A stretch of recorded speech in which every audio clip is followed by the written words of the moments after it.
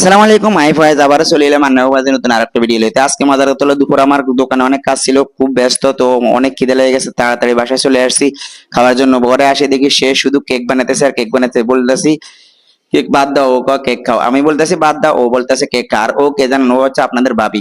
তো দেখেন সারাক্ষণ শুধু কেক বানাচ্ছে। ও বলতেছে আজকে নাকি প্রচুর অর্ডার আছে, তার মাঝে আজকে অরেঞ্জ কেকও 3টা অর্ডার আছে, এগুলা তাড়াতাড়ি রেডি করতে হবে, 3টার আগে আবারও পার্লারে যাবো। আমি কি করবো, একদম ফ্রিজ খুলে 2 টুকরা তেলাপিয়া মাছ লয়ে নিজে নিজে বাজি করে একদম নিজে নিজে খাইয়ে লাইছি। খাইয়ে লানোর পরে কি শান্তি আছে, আবার বলতেছে এদিকে আসো তাড়াতাড়ি দেখো কেকগুলো হয়েছে কিনা। দেখলাম কেকগুলা, আবার বলতেছে কেকগুলা বাইর করার পরে বলতেছে দেখো এগুলা তাড়াতাড়ি তুমি প্যাকেট করো, প্যাকেট করে তাড়াতাড়ি সবার বাড়িতে পৌঁছে দিয়ে আসো। তো বউ বলে কথা, বউর কথা তো শুনতে হয়, বউ কথা না আসলে সর্বনাশ, সেটা সবাই জানেন অবশ্যই।